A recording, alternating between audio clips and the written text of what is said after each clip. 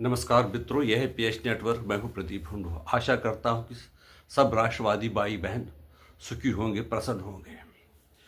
आज मैं आपका ध्यान सुप्रीम कोर्ट के एक निर्णय की ओर ले जाना चाहता हूं। वो है 13 फरवरी 2026 को एक निर्णय आया सुप्रीम कोर्ट में,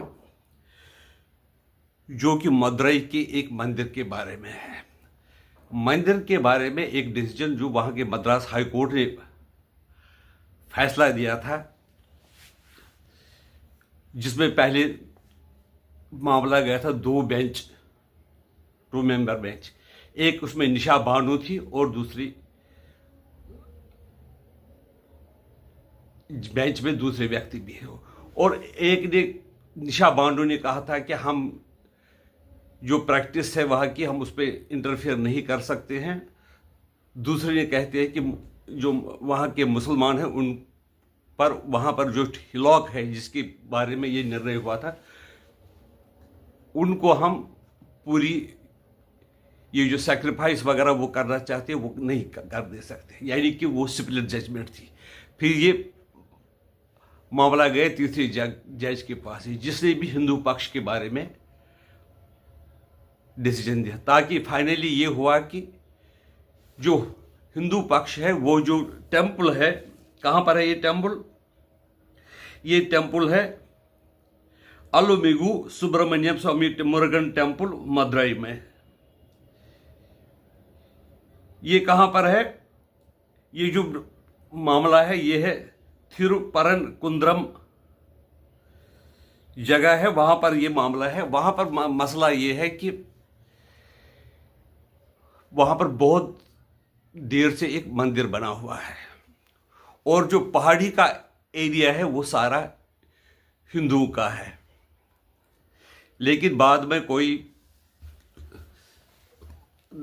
फकीर वगैरह आ गए थे जिसका नाम था सिकंदर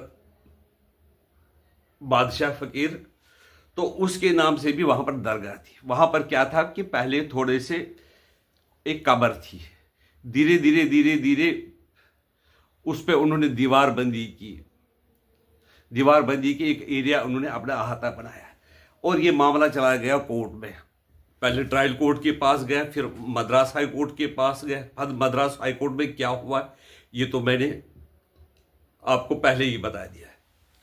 जो मुसलमान पक्ष है उनका कहना था कि जो आर्टिकल 25 है हमारे संविधान का, उसके अनुसार हमें फ्रीडम ऑफ रिलीजन प्रैक्टिस करने की उसकी इजाज़त है, और उसमें यह है कि हम एनिमल सेक्रीफाइस भी हो सकता है।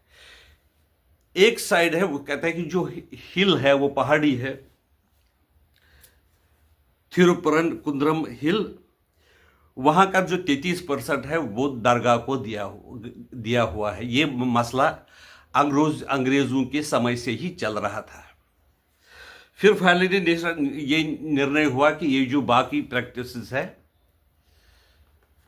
वो वैसी ही रहेगी जो जैसे पहले चलती थी।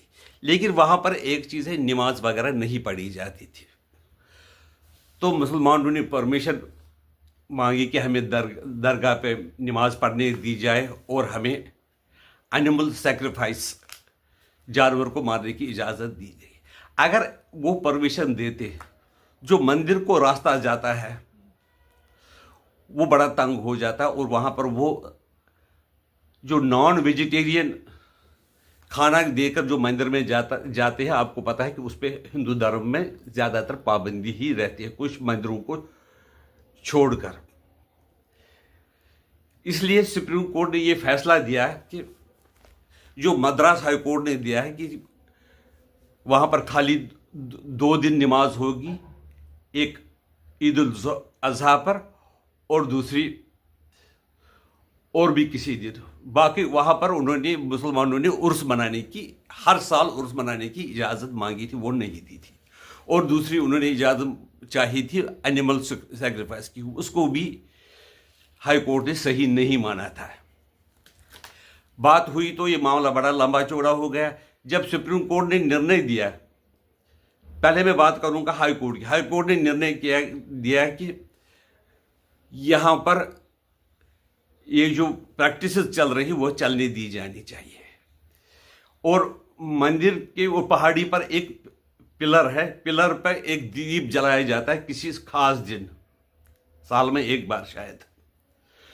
तो वो दीप जलाने की इजाज़त दी थी, लेकिन तमिलनाडु गवर्नमेंट ने बहुत ही अड़ंगा लगाया कि इससे हमारी लॉ एंड ऑर्डर प्रैक्टिस हो जाएगी। लॉ एंड ऑर्डर अगर हम उनको जलाने देंगे तो लॉ एंड ऑर्डर प्रॉब्लम हो सकती है, इसलिए हम वहां पर हिंदुओं को दीप जलाने की परमिशन नहीं दे सकते हैं। कोर्ट ने कहा कि आपको किसी हालत में देनी चाहिए, तो उन्होंने कहा कि अगर हम मुसलमानों को ये इजाज़त नहीं देते हैं कि तुम एनिमल सेक्रिफाइस करो जो टेम्पल के रास्ते में आता है, और उनको रोज़ उर्स मनाने की और नमाज पढ़ने की इजाज़त दी, तो हमारे लॉ एंड ऑर्डर की हालत ख़राब हो जाएगी। तो कोर्ट ने कहा जब अगर आप वो दीप जलाने से आपको लॉ एंड ऑर्डर की प्रॉब्लम होती है, तो अगर आप उसकी परमिशन दोगे हल इसकी एनिमल सैक्रिफाइस की और नमाज पढ़ने की, तो उससे क्या लॉ एंड ऑर्डर की प्रॉब्लम नहीं होगी। तो उन्होंने आनाकानी फिर भी शुरू कर दी। तो कोर्ट ने ये निर्णय दिया, उसने कहा कि अगर आप नहीं कर सकते कंट्रोल लॉ एंड ऑर्डर किसी भी हालत में, चाहे हिंदुओं को दीप जलाने की परमिशन हो या एनिमल सैक्रिफाइस रोकने की हो, तो हम सेंट्रल इंडस्ट्रियल सिक्योरिटी फोर्स भेज देंगे। तो उसमें सरकार की हार हुई। फिर कोर्ट का ये फैसला आया कि ना एनिमल सैक्रिफाइस दी जा सकती है, और वहां पर कोई जो दरगाह के आसपास है कि वो मंदिर के रास्ते में आता है, वहां पर कोई खाना नहीं बनाया जा सकता है, नॉन वेजिटेरियन सैक्रिफाइस नहीं दी जा सकती है, उर्स नहीं मना सकते हैं, और बाकी जो इस्लामी जो रसूमात है वो अदा नहीं की जा सकती। वैसे वो जो है बेसिकली जो पहाड़ी है, वो पहाड़ी की चोटी पर जो दीप जलता है वो 2000 वर्ष से 1500 वर्ष से वहां पर किसी खास दिन जलाया जाता है। और जो मंदिर बना हुआ वो भी बहुत पुराना है, पहले पांड्या किंगडम वालों ने बनाया था, इसके बाद कई बार खराब ध्वस्त हो गए, और इसके बाद अभी भी वो नए रूप में है। और अब मुसलमान उसमें चाहते थे कि हम भी इसमें हमें एनिमल सैक्रिफाइस वगैरह करनी थी, क्योंकि ये हमारा फंडामेंटल राइट है। आर्टिकल 25 के अंतर्गत हमें ये एनिमल सैक्रिफाइस और नमाज पढ़ने की आज़ादी है।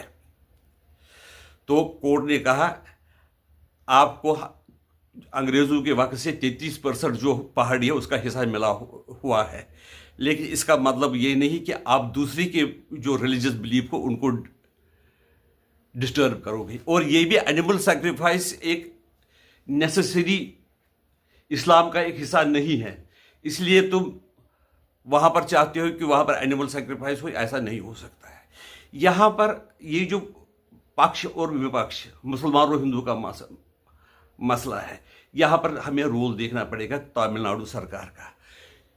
दीप जलाने की जब कोर्ट ने परमिशन दी थी तो उन्होंने कहा था मना कर दिया, कहते कि इससे लॉ एंड ऑर्डर प्रॉब्लम होगी।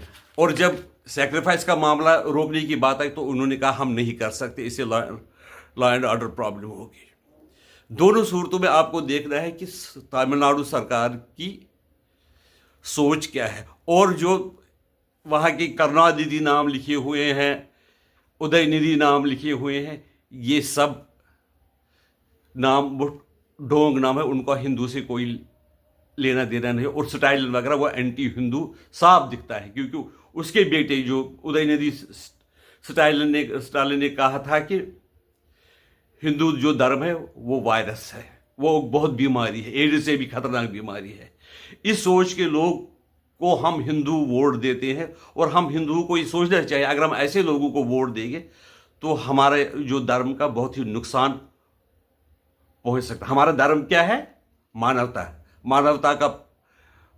कायम करना। वो हम मानवता खत्म हो जाएगी और हमें फिर वही करना होगा। अगर हम अल्लाह की बात नहीं माने तो हमें जहन्नम में जाना होगा, हमें कत्ल किया जा सकता है, हमें कुछ भी हमारे साथ क्या कुछ। लेकिन जो मानवता के लिए, जो हिंदू धर्म यानी मानवता, अगर उसको बचाना है तो उसके लिए हमें ऐसे लोगों को वोट नहीं देना चाहिए और हमें सोचना चाहिए कि ऐसे लोगों को वोट देने से हमें क्या नुकसान पहुंच सकता है। आपकी राय इसके बारे में क्या है, हमें बता दीजिए। वैसे मैं सब्सक्राइब करने, शेयर करने और लाइक करने के लिए बात नहीं करता। आज मैं विनती करता हूं कि ये वीडियो ज़्यादा से ज़्यादा लोगों तक पहुंचाइए। वंदे मातरम। भारत माता की जय। जय श्री राम।